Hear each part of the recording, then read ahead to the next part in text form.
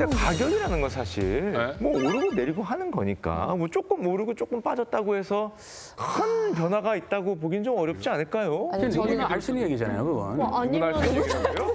자네는 미안, 죄송합니다. 근데 네. 흔한 얘기 같아요. 9시 뉴스로도 나올 것 같은. 아하. 아니, 근데 아까 슈카쌤도 그렇고 앞에 막 오프닝 때 파셨다고 그랬잖아요. 그러니까 올해만큼은. 금값이 올랐으니까 이제 내가 좀 팔아야겠다 해가지고 금이 많이 풀린 거 아니에요? 네네 맞습니다. 정도가? 여러분들 생각 다 일리가 있고요. 어느 정도 다 금값 수요에 그리고 수요 하락에 영향이 있다고 볼 수도 있죠.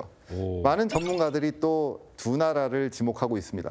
나라? 첫 번째는 인도고요. 두 번째는 미국. 특히 트럼프 대통령 때문이라고 분석을 하기도 합니다. 도형이야. 네. 아까 전 세계에서 가장 금을 많이 가진 나라는 미국이라고 했는데요. 네. 그리고 생산 수입을 많이 하는 나라는 중국이라고 했고요. 네. 그런데 전 세계에서 금을 가장 사랑하는 국민이 모인 나라는 인도라고 할 수가 있습니다. 인도는 사실 커리를 사랑하는 것만 알고 있었는데 카리를. 그래서 인도 이렇게 춤출 때 뭐 이렇게 할 때 뭐 금관 이거 다 금인가 혹시? 인도 커리가 황금 세계 살아가는 거 아닐까요? 그런 게 다 연결이 돼 있는 거 아니에요? 황금빛을 좋아해서 역사적으로 보석 같은. 종교적으로 뭔가 황금빛이 나오는 거 아닐까요? 그런가? 재미있는 의견들 많이 말씀해 주셨는데요. 인도는 중앙은행 자체는 아직 금을 그렇게 많이 소유하고 있지는 않습니다. 하지만 개인 보유량이 세계 최고이고요. 우와. 약 34,600톤 정도로 추정이 됩니다. 에? 이거는 미국 중앙은행이 들고 있는 금량의 약 4배 이상 해당되는 수준이고요. 우와. 계산 안 돼. 특히 인도인들의 금사랑이 빛나는 시기가 10월 말인데요. 올해 10월 말이 불을 상징하는 락슈미 여신에게 불을 기원하는 디왈리 축제가 열렸습니다. 이 시기 인도는 대량의 금괴를 수입하고요. 이 디왈리 축제가 끝난 다음에 11월부터는 결혼 시즌이 이어지는데요. 인도는 결혼 지참금 문화가 아직 남아 있고요. 그리고 금 장신구 선호가 여전히 강해서요. 이 시기에 금 소비가 전체 수요의 절반을 차지한다고 해요. 하지만 10월 말에 인도의 디왈리 축제가 끝났죠. 네. 결혼식 준비 기간도 지나갔기에요. 빠지겠네. 전 세계적으로 금 수요가 확 줄어들었다는 분석이 나오고 있습니다. 그러면 매년 10월이 가장 피크고 좀 떨어지고 이런 패턴이 그러면 8월에 들어간 다음에 그러네요. 10월에 빠지면 되는 건가요? 시장은 효율적이라서 이거를 다 예측을 하고 있습니다.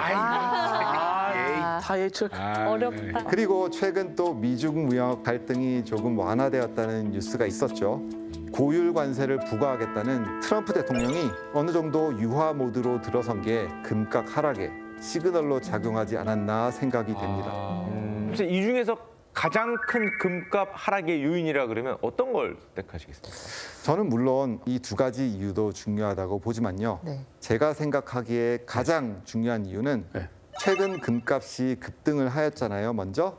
그러면서 몰려든 투기적인 수요, 묻지마 투자, FOMO, Fear of Missing Out, 즉 벼락거지가 되지 않을까 하는 두려움 때문에 금 투자에 편승한 대중의 심리라고 보고 있습니다. 심리 때문에 이렇게 과도하게 올랐다 이렇게 보시는 건가요? 맞습니다. 지금은 ETF 부정이다. 같은 것들이 있으니까요.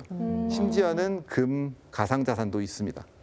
이렇게 금 투자가 쉬워지니까 누구나 금을 살 수 있고요. 그러니 투기적인 매매 패턴이 반복이 될 수가 있는 것이지요.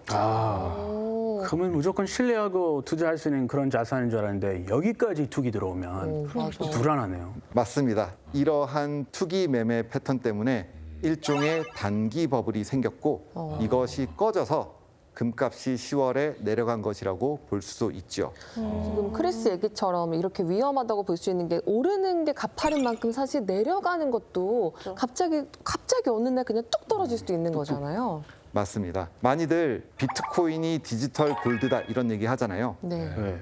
그런데 최근에 금값 변동성을 보면 오히려 금이 비트코인이 되어가는 것 같습니다. 서로 닮아가는 것 같아요. 근데 쌤이 말씀하신 것처럼 진짜 금값이 상승하고 하락하는 요인에 정말 복합적인 요인들이 있다고 생각이 드는데 그러면 앞으로 우리가 금을 바라볼 때 지금까지처럼 바라보는 시선과는 좀 달라야 된다고 생각을 하거든요. 앞으로 금을 어떻게 바라보는 게 좋을까요? 금을 투기적 자산으로 보기보다는요. 즉 금이 언제 오를까 언제 떨어질까를 생각하면서 매매를 하는 것보다 왜 우리는 금을 소유해야 되는가에 대해서 먼저 생각을 해봐야 될 것 같습니다. 금은 단기 수익을 위한 자산이 아니라요. 불확실한 시대를 버티기 위한 일종의 보험이자 방어선 정도라고 볼 수가 있습니다. 오웬 라문트라는 유명한 금융학자가 있습니다. 지금은 헤지펀드 매니저를 하고 있는데요. 이 오웬 라문트가 얼마 전에 한국 개인 투자자들에 대해서 한 얘기가 있습니다. 한국의 개인 투자자들은 오징어 게임 하듯이 투자를 한다. 몰아주기. 거의 몰아주기. 2배, 3배, 도박, 복버스 이런 투자들을 하는 경향이 있다는 건데요. 금은 이렇게 단기 급등이나 2배, 3배 올라가는 관점으로 볼 것이 아니라 일종의 보험의 관점으로 보는 것이 맞다고 봅니다. 모험. 우리가 자동차 보험을 다들 들고 있죠. 네. 보험을 든 사람들이 돈을 법니까? 아니면 보험 회사가 돈을 법니까? 회사가 회사가 돈을 벌죠. 훨씬 많이. 그 말인즉슨 보험 가입자는 돈을 일반적으로 잃고 있다는 뜻입니다. 맞네. 하지만 우리는 자동차 보험이 비싸지만 돈을 잃고는 있지만 그래도 보험을 다들 가지고 있잖아요. 손해라고 생각 안 하죠. 즉, 금 역시 보험처럼 달러나 주식이나 채권 같은 자산들에 대한 헤징, 즉 보험 역할로 갖고 있는 것이죠. 실제로 지난 25년 동안 주식과 채권 가격이 급락을 할 때도요. 금은 대부분의 구간에서 손실을 최소화했습니다. 즉 위기의 순간마다 가장 오래된 통화로서 보험이자 방어선인 자기 역할을 한 것입니다. 본인이 원하는 투자 철학이 무엇이냐?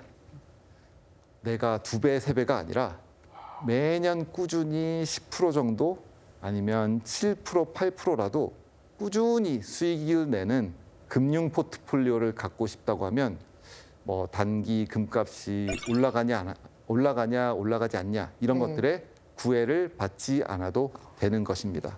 그러면 포트폴리오 말씀을 해주셨는데 아까 중앙은행은 금을 한 20% 정도 갖고 있다고 하셨잖아요. 개인은 몇 퍼센트 정도를 금에 두는 게 좋다고 생각하세요? 정말 좋고 정말 어려운 질문이신데요. 나이가 젊은 투자자들은 금에 대한 선호를 별로 하지 않으셔도 될 것 같습니다. 좀 더 공격적이고 예를 들어서 주식과 같은 자산에 좀 더 집중을 하는 것이 맞을 것 같고요. 네. 대신 이제 어느 정도 은퇴를 바라보시는 분들은 금을 어느 정도 보유를 해서 포트폴리오의 보험 역할을 하는 것이 좋다고 봅니다. 젊은 분들은 만약에 주식시장이 폭락이 있어도 네. 10년, 20년 기다리면 다시 반등을 하면서 괜찮거든요. 네. 근데 이제 은퇴를 하는데 주식시장이 폭락을 한다. 큰 문제가 생기니까 안 되죠, 안 이런 되죠. 분들은 보험으로 금을 어느 정도 넣는 것도 나쁘지 않을 것 같습니다. 네. 회복하기 힘드니까. 네. 그러면 연습하겠습니다. 젊은 층인데 그렇게 뭔가 불안정한 상태면은 금을 가지고 있어도 상관이 없는 건가요? 갖고 있어야겠네요. 유빈이 딱 갖고 있어야겠네요. 네, 아니 금빈 씨 프리랜서. 아니, 프리랜서 같은 경우에 어. 이제 불안정한 그런 미래가 있으니까. 네, 맞습니다. 오. 유빈 씨는 앞으로 더 잘하실 것 같아서 크게 걱정 안 하셔도 될 것 같습니다. 진짜. 그러면서 더 산다 유빈이. 아니, 연령대만 중요한 건 아니니까. 뭐 그렇죠. 연령대 그쵸. 말고도 다르게 나눌 수 있는 그런 것들이 있는지 고용 형태 이런 거, 네, 일하는 그렇죠. 형태 같은 그쵸, 것도. 맞습니다. 고용 형태가 중요합니다. 잘못 찔렀네요. 우리 집. 물어보죠. 슈카 씨는 금을 몇 %나 보유하고 있습니까? 저요? 네, 자산 중에. 오로지 코스피만 아, 열리면 날. 입장 근데 지킴으로써 비율만 좀 알려주시면 안 돼요? 뭐 투자했는지는 안 물어볼 테니까 비율만. 지금 40대로서 40대 남성으로서 40대 남성 네. 죽으나 깨나 코스피 에이, 국장 아무 짝에 틀림없어. 이러면 안 된다라는 얘기죠. 국장에 들어가도 분산 투자만 잘 되어 있으면 괜찮습니다. 그래요. 그걸 못해서 안 되는 거죠, 선생님. 100% 단일 주식, 30% 이상 단일 주식은 네. 좋지 않은 선택이라고 하자 생각이 삼성 듭니다. 이렇게 보시면 안 되는 거죠. 그러면 이게 사실 이게 선생님 대답 가능하실지 모르겠는데 지금 떨어지고 있었지 않습니까? 더 떨어질까요? 아니면 이렇게 이게 살래도 지금 많이 올라가 있어가지고 여기 들어갔다가 이제 더 떨어지면 그래서 몇십 년을 바라볼 수가 없으니까. 단기적으로 예측하는 건 너무 어렵고요.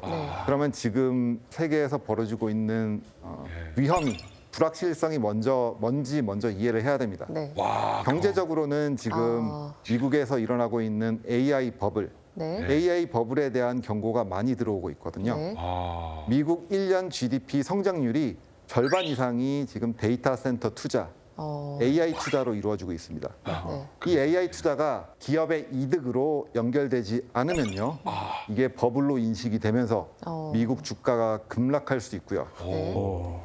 여기서 금이 어떠한 효과를 발휘를 할 수가 있습니다. 어떠한 효과라면? 올라가겠죠. 금에 만약에 투기적인 세력이 많이 없었다고 하면 금값이 올라갈 것이고요. 아. 만약에 이 금을 구입했던 세력이 다 투기적인 세력이다 그러면 금값도 다시 떨어질 것입니다. 하지만 저는 금이 안전자산으로서 AI 버블이 꺼질 때 어느 정도 다시 올라갈 수 있을 것이다라고 생각합니다. 그렇기 때문에 우리는 금을 단순히 자산이 아닌 세계 질서를 읽는 창으로 이해해야 합니다. 결국 불확실성이 사라지지 않는 시대에 우리가 선택할 수 있는 건요, 예측보다는 준비일 텐데요. 네. 오늘 강연을 통해 금을 불확실한 세계를 미리 읽고 대비하는 하나의 방법으로 바라보셨기 바랍니다.